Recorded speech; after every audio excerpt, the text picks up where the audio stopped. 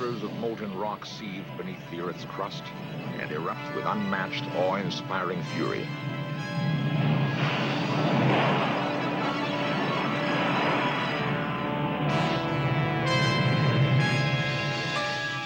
Legend tells us that primitive man thought volcanoes must surely be the home of angry fire gods. Man, still in awe of fire, has learned to tame it. And yet around the world, a bizarre ritual persists. Man knowingly and willingly matches himself against the flames.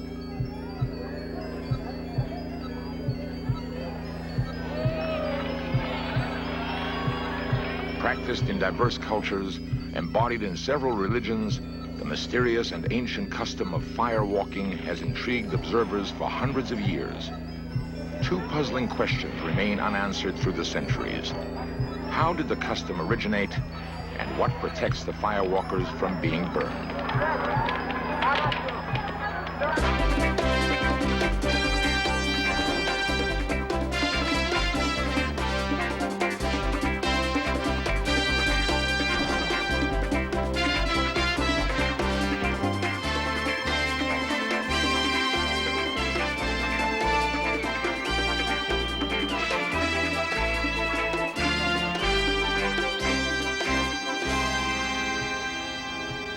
In a mountain village in northern Spain, a bed of fire has been prepared.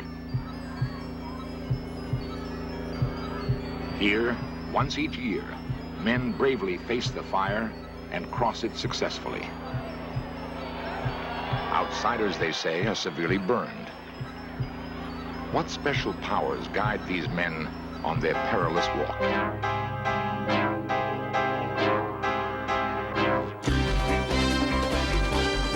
This series presents information based in part on theory and conjecture. The producer's purpose is to suggest some possible explanation, but not necessarily the only ones, to the mysteries we will examine.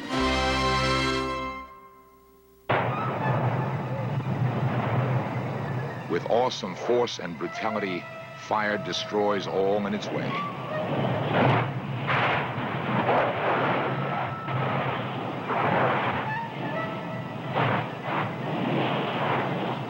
But historically, fire has also been a creative force, the bringer of warmth, comfort, security.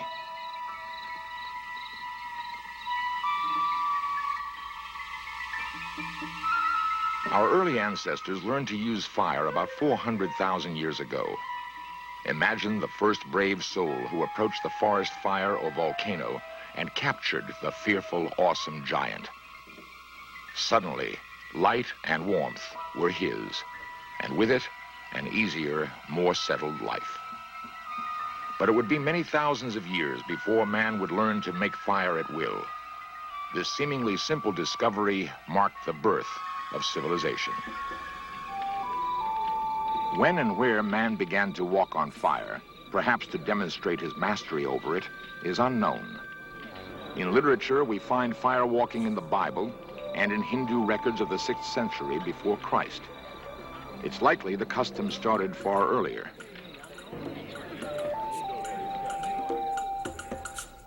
In the modern world, firewalking is surprisingly widespread. It crosses continental boundaries, cultural and religious heritage.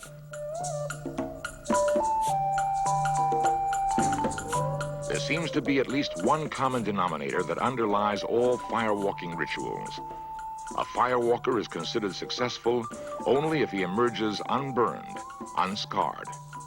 How this is done is a mystery that has puzzled observers for centuries.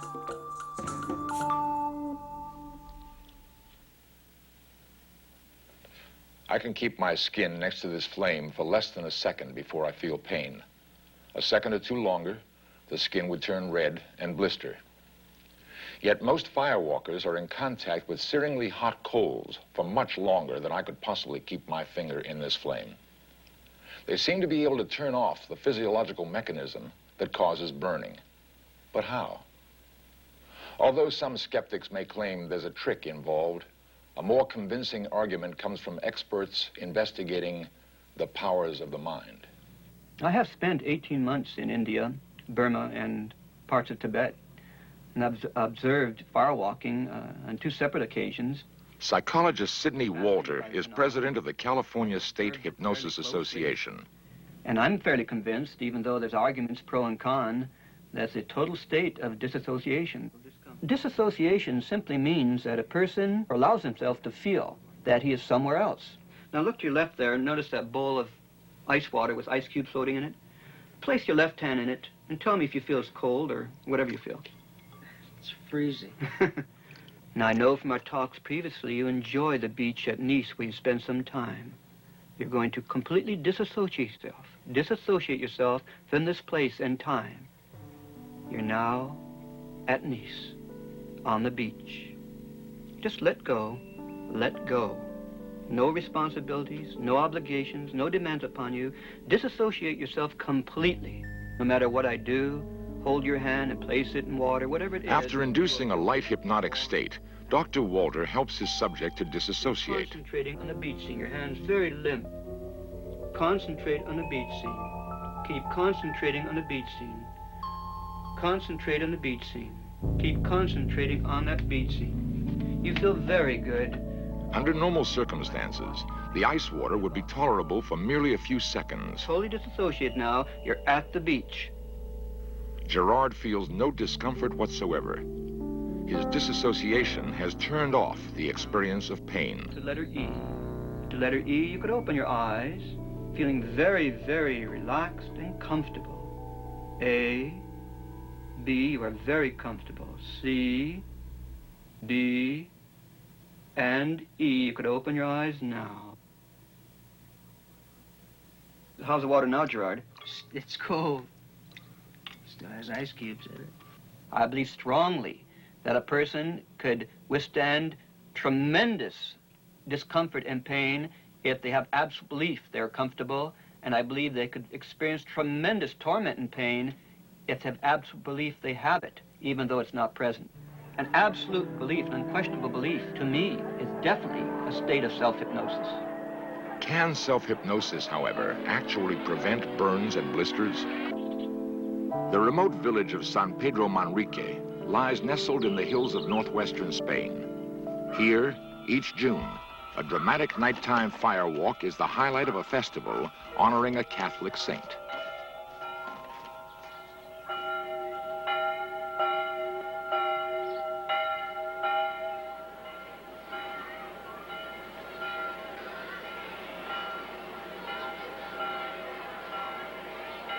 Tonight, in response to a vow made to the Virgin, many of these young villagers will attempt to cross the blazing coals.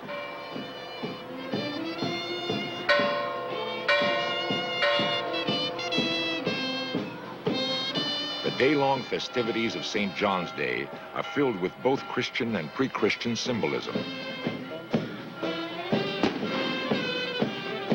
The headdresses of bread in the shape of trees remind some anthropologists of the summer solstice fertility rites of pagan Europe.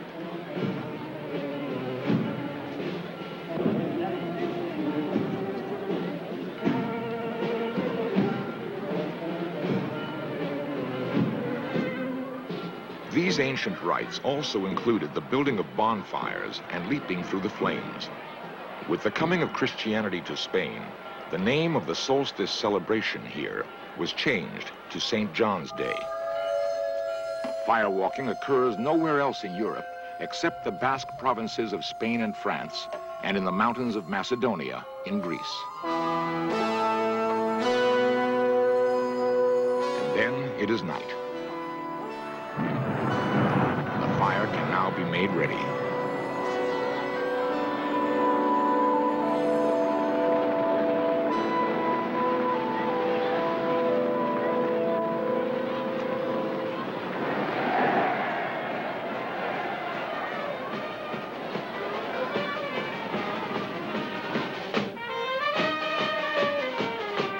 Enthusiastic crowds pour into the plaza.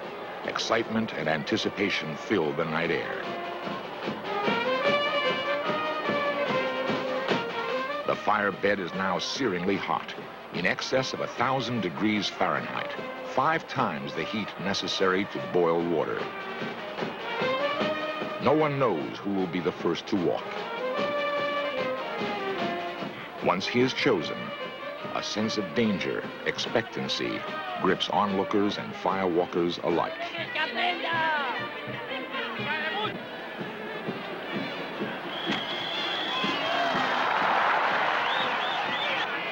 His success raises the spirits of those who will follow, though each faces the same danger.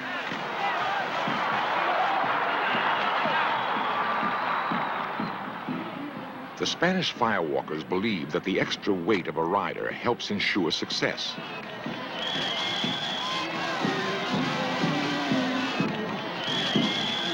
But these deeply religious people firmly believe it is faith that actually protects them. If intense belief does induce a state of self-hypnosis, it is possible that this could bring about physiological changes and prevent burning. But there are those who believe the real answer lies in an even more mysterious realm of the human mind.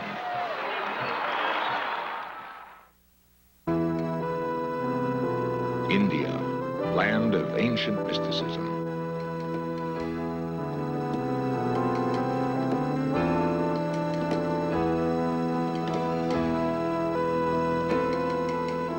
It is to Eastern thought that many feel we must turn to solve the mystery of how man can walk on fire. In yoga, we can very definitely experience the existence of what we call the energy body. Ganja White is director of the Los Angeles Center for Yoga. He has achieved the title Yogi Raj, King of Yogis, and has personally walked the fire.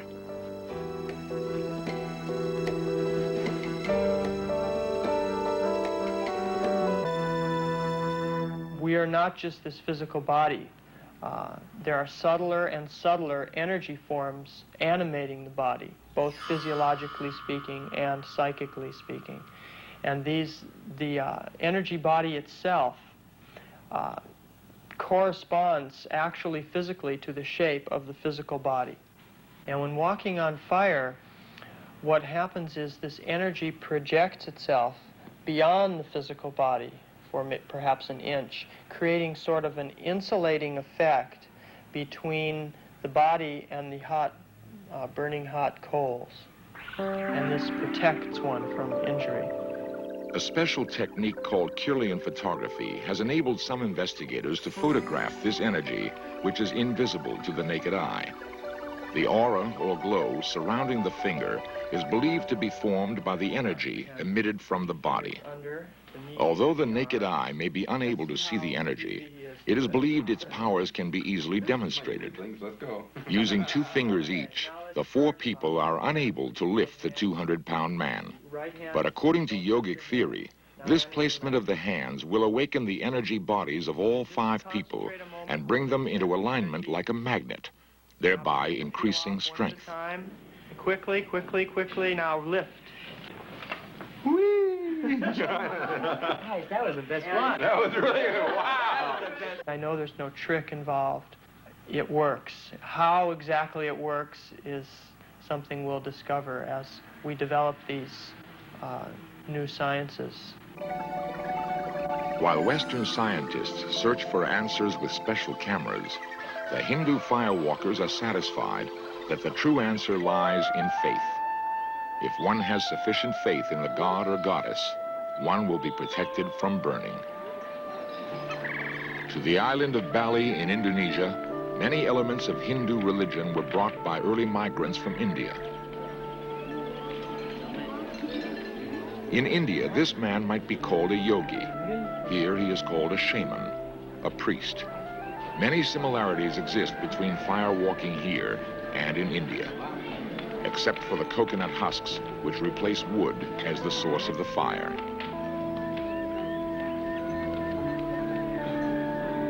When illness strikes, the shaman will use his special powers to exorcise the disease from the village.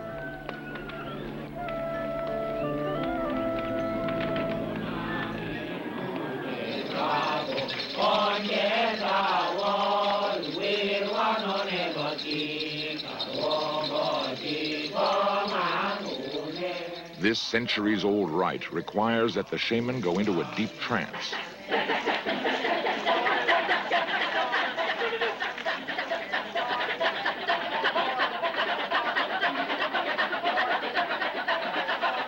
Trance states are a vital part of Balinese culture and religion. A whole repertoire of animal trances exists. In this ritual, the shaman carries a symbolic horse. The Balinese believe that the entranced man has literally become the horse. His own soul has temporarily left his body to be replaced by the soul of the horse.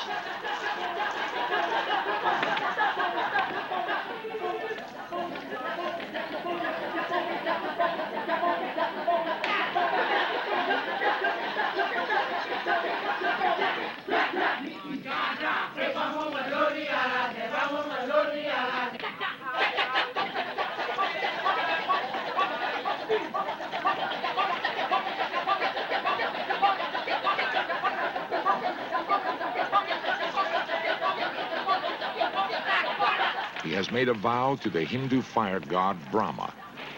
Only if he fulfills his vow to stamp out each blazing coal without being burned will the ritual be a success.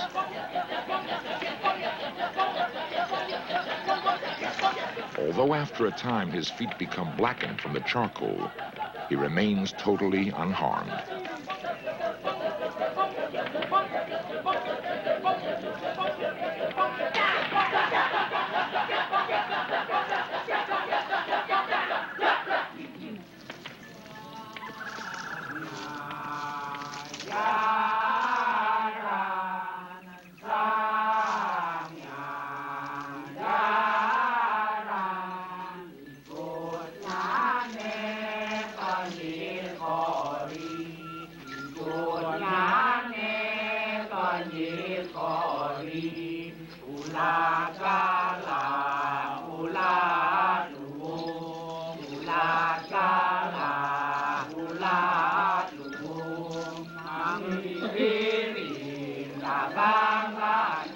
The last coal has died, his magical powers have prevailed, his vow has been fulfilled. There has got to be some kinds of explanations that have to do with another science, certainly nothing that we know about. And I think that other science is in the area of parapsychology. Dr. Gerald Feigen is a well-established San Francisco surgeon. Several years ago, while on a trip to the South Pacific, he participated in a firewalk ceremony.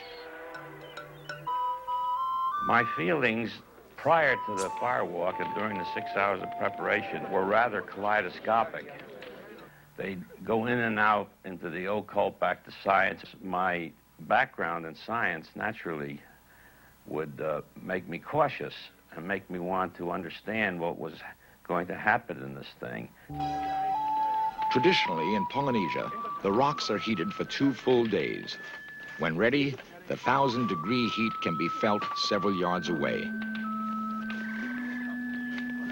I was standing away from the firewalk about 10 or 15 feet and watching the natives make their walk across. It seemed to me that the whole performance was extremely eloquent. Now, this is where I began to succumb to the entire metaphysical mood.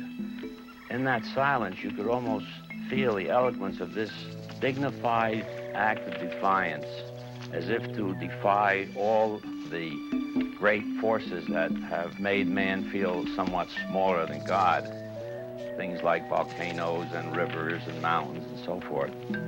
And as they walked across, I began to feel that it was possible. I found myself bending down, taking off my socks, walking over to the priest, and I was conscious of a peculiar paradox. There was an intense heat from my knees upward, but my legs and feet felt cool. And when I stepped off the bed, for that moment I felt that I had had a brief challenge, not only by the mystic and striking forces of the universe, but also there was a slight tipping of the hat to death. What compels man to tempt death by braving the savage fire? The answer may well be as old as mankind itself.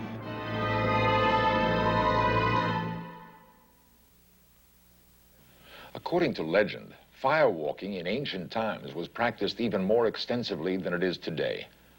But no legend reveals the answer to the ultimate mystery. How and when did this bizarre custom begin? What could have compelled so many people at such far reaches of the world to pit themselves against one of nature's most awesome and terrifying elements? Although a definitive answer may never be found, there is a startling piece of evidence that points to a radical new explanation. A careful study of the locations where firewalking is done reveals an amazing correlation to the Earth's volcanic zones. Perhaps long before recorded history, and so long ago in geologic time that the geologic record has been buried, a cataclysmic eruption covered much of the Earth's surface with molten lava, killing thousands, if not millions of people. Imagine the awesome panic of our ancestors trying to outrun the advancing fire, watching bodies disappear forever beneath the seething fury. To those who survived, managing to cross the lava safely, this must have seemed the world's greatest miracle. The gods of the fire mountains had spared them. In thanks, and as an expression of their devotion, the miracle would be reenacted ceremonially down over the centuries. The story passed along from parent to child, but a story from so far out of the past that its original meaning has been lost for all time, except in the hearts of men.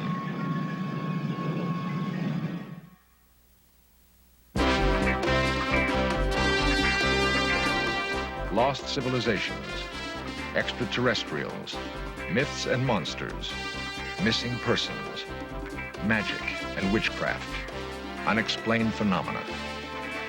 In search of cameras are traveling the world, seeking out these great mysteries. This program was the result of the work of scientists, researchers, and a group of highly skilled technicians.